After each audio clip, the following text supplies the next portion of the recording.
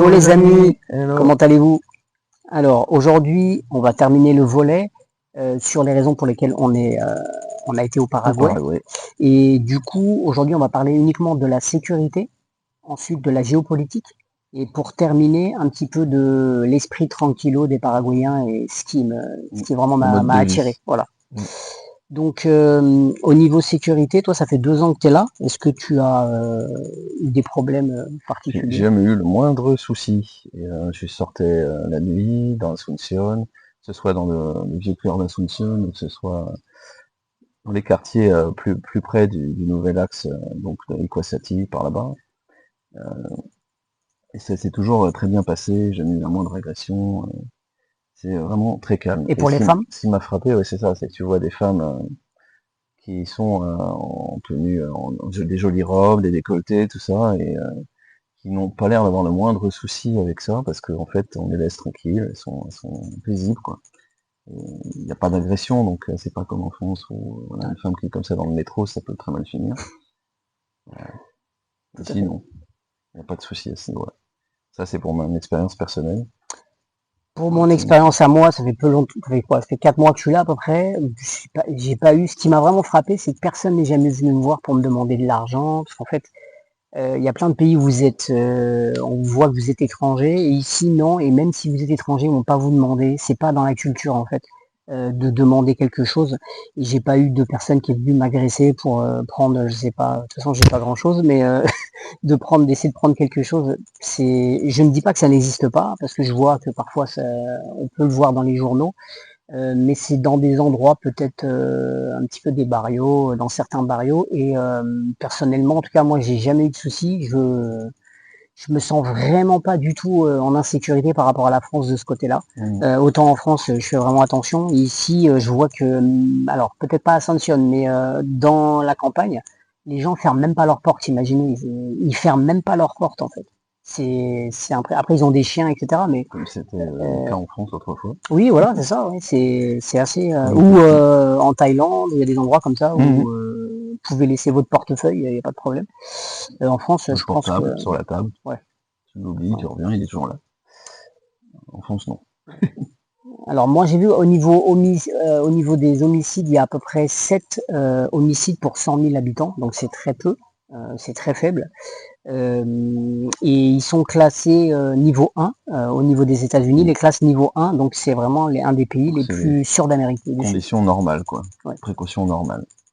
Il n'y a rien de particulier, il n'y a pas de danger particulier. Le danger, c'est Il y a quand si. même quelques zones à éviter, Voilà. 2-3 quartiers d'Asunción, et il y a une zone à Pedro Juan Caballero qui est près à la frontière avec le Brésil, où il y a des histoires de gangs, histoires de D'armée, de drogue, gang, de drogue, d'armes, etc. trafic Ouais. d'armes, de drogue, Ouais, ouais. principalement. Ce qui fait Euh, monter un peu le taux de criminalité, mais en fait, si on retire ça, il oui, est c'est des très très, règlements de compte enfin, en il est fait. déjà faible, Donc, très faible. donc si vous n'êtes Mm. pas là-dedans, normalement vous n'avez Oui, aucun normalement, problème. ils vous attaqueront pas. Il n'y a pas de problème. Moi, je voulais juste souligner par contre un aspect négatif, il n'y a pas que des aspects positifs, c'est la route. Oui. La sécurité routière. La Enfin, sécurité routière, l'insécurité routière. l'insécurité exactement. Où en fait, pour traverser, il faut pas vous programmer comme un Européen, c'est-à-dire vous dire j'ai traversé dans les clous, le feu il est rouge, je regarde pas. Même si le feu il est rouge, regardez. S'il y a des passages piétons, on regardait quand même, Ouais. parce que les Paraguayens en voiture, Faut c'est être une catastrophe. très très vigilant et plus en mode Ouais, vraiment surveiller ce qui voilà, se passe. mode Parce survie. qu'ils connaissent, il n'y a pas les mêmes, déjà tout à fait les mêmes règles. Ils sont pas aussi aboutis qu'en France à ce niveau-là, au Ouais. niveau code de la route, etc. Mais il y a quand même un code de la route qui est déjà pas mal.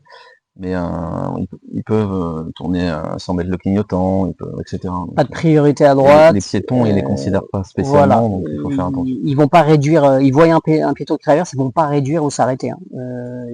C'est à vous de courir pour vous dépêcher de traverser la route en fait. Et en fait, pour dire à quel point ils se soucient peu de la sécurité, t'as beaucoup de motos sans casque. Oui, C'est pas. parfois ils sont à 3 sur la moto, à Ouais, c'est 4. toute la Et famille. moi, il y a un truc qui, de ce côté-là, je vais raconter une anecdote à la campagne. Parfois ils sont à 3 ou 4 sur la moto, mais avec un bébé j'en ai vu pas mal de fois, avec un Petit bébé bébé. qui a 4-5 mois. Et je me dis, mais si le bébé il tombe, mais non, Normalement, ça n'arrive pas. oui. Donc c'est le seul point négatif que je vois, en tout cas pour ce qui est de la sécurité. Sinon le reste par rapport à la France, pour moi, il y a pas photo. C'est pareil. Et il n'y a Voilà. pas de règlement de compte entre communautés, enfin Non, histoire de pas du religion, tout. de communauté, Non. etc. C'est un tissu uni, social uni, intégré, qui intègre les étrangers. Et, donc il n'y a pas de rivalité quoi, interne, On peut passer pas de peut-être violence. à la géopolitique. Oui, sans problème. Tu veux commencer Ah, sur l'autonomie du Paraguay, sur Ouais. l'autosuffisance. Enfin, c'est le point fort du Paraguay, c'est qu'il est autosuffisant, que ce soit en eau, en énergie ou en nourriture. Donc les 3 points principaux, moi c'est une des premières choses que j'ai vues, une des 3 choses qui m'a le plus intéressé pour venir au Paraguay. Il y avait ça, il y avait la fiscalité et il y avait tout ce qui concerne les femmes aussi, enfin, ça m'intéresse. L'aspect féminin. Mais bon, on en Tout à fait. parlera plus tard. Ça. On en reparlera plus tard, effectivement. Alors, ce qu'il faut savoir, c'est qu'ils sont très alignés sur les États-Unis, en fait. Ils sont protégés par les États-Unis. C'est pour ça qu'ils ont une armée un peu, on va dire, Très réduite. très réduite, effectivement. Et ils ont reconnu d'ailleurs Taïwan. C'est l'un des seuls pays d'Amérique du Sud qui a Au reconnu niveau des pays qui reconnaissent Israël, Taïwan. Taïwan, comme ils sont alliés des États-Unis, Ouais. et ils ont des échanges très intéressants avec Taïwan, au niveau technologique, Moi, électronique, ingénierie, tout ça. moi, c'est ce qui m'a intéressé, c'est comme tu disais, c'est l'autosuffisance en fait. Mm. En cas de problème, parce que je pense qu'ils sont en train d'organiser des pénuries en Europe, etc. Et du coup, l'avantage c'est qu'ici, je pense que si jamais il y a une guerre ou autre, on le sent pas, on va pas le sentir. En tout cas, à moindre échelle que si vous êtes par exemple en Europe. Et il y a l'énergie, l'électricité, ça coûte pas grand-chose ici. Mm. Quand tu regardes bien. C'est une des choses, tu sais, avant j'habitais Paris et j'étais parti à la campagne parce que je cherchais plus de résilience. En fait, j'ai vécu 10 ans à la campagne, j'avais construit une ferme, enfin, j'ai vécu dans une ferme, tout ça. Mais en fait, la résilience à un niveau supérieur, c'est en venant ici, parce que le pays est déjà résilient lui-même, quoi. Hmm. C'est un autre niveau, quoi. Ah ouais, C'est pas juste tu fais ta ferme résiliente, t'as un pays qui est, voilà, qui est résilient, tout à fait. Et ça, c'est quand même intéressant, c'est un surtout atout. Mm. par rapport à ce que je pense ce qui va s'accélérer en Occident. Je pense que ça peut être intéressant. Après, moi, j'avais regardé aussi la politique un peu étrangère. Bon, ils sont alignés avec les USA, mais ils n'ont pas trop de politique étrangère. Ils sont très neutres. Et du coup, il y a très peu de chances qu'ils soient impliqués dans une guerre ou autre, parce ils sont neutres. En plus, ils n'ont pas d'armée, donc de toute C'est une façon, sorte de Suisse, hein, voilà. De c'est ce ça, côté-là. de ce côté-là. Il y a au niveau du Ils se PIB, mêleront pas des autres conflits. au niveau du PIB de la dette c'est vraiment, ils n'ont pas une dette, ils ont une dette qui est assez faible en fait. Euh, et ils ont une croissance solide. Oui, C'est le pays qui a le plus de c'est croissance, le je taux de crois. croissance le plus Ouais. élevé d'Amérique latine. Donc il y a quand même pas mal d'atouts de ce côté-là. Et est-ce que tu rajoutes d'autres choses pour toi, pour la géopolitique, ou c'est Mm. quand même je pense qu'on a fait Ouais, on fait à peu on près a le fait un tour. peu le tour. Ouais. Et on peut aborder maintenant en troisième partie, la partie qui me plaît le plus, c'est l'esprit tranquillo des Paraguayens. C'est vraiment quelque chose qui m'a impressionné ici, c'est la gentillesse et la simplicité des Paraguayens. Mm, tout à Euh, fait. voilà, toi ça fait C'est 2 ans, donc je pense que c'est un peu comme le Pura Vida du Costa Rica, sauf que c'est à la manière paraguayenne, quoi. Il y a quelque chose d'une empreinte comme ça, très spécifique aux gens du Paraguay. ouais.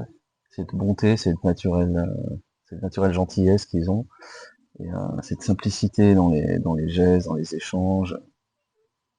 C'est dû, bon je pense que tu le sais parce que tu as plus étudié ça que moi, mais Oui, l'héritage du ça vient Guarani beaucoup en des fait. Guaranis et de la Ouais, façon dont s'est faite la colonisation du Paraguay. ouais. C'est-à-dire par petite vague d'Espagnols, en fait, c'est pas une grosse conquête comme le Mexique ou d'autres pays, le Pérou, etc.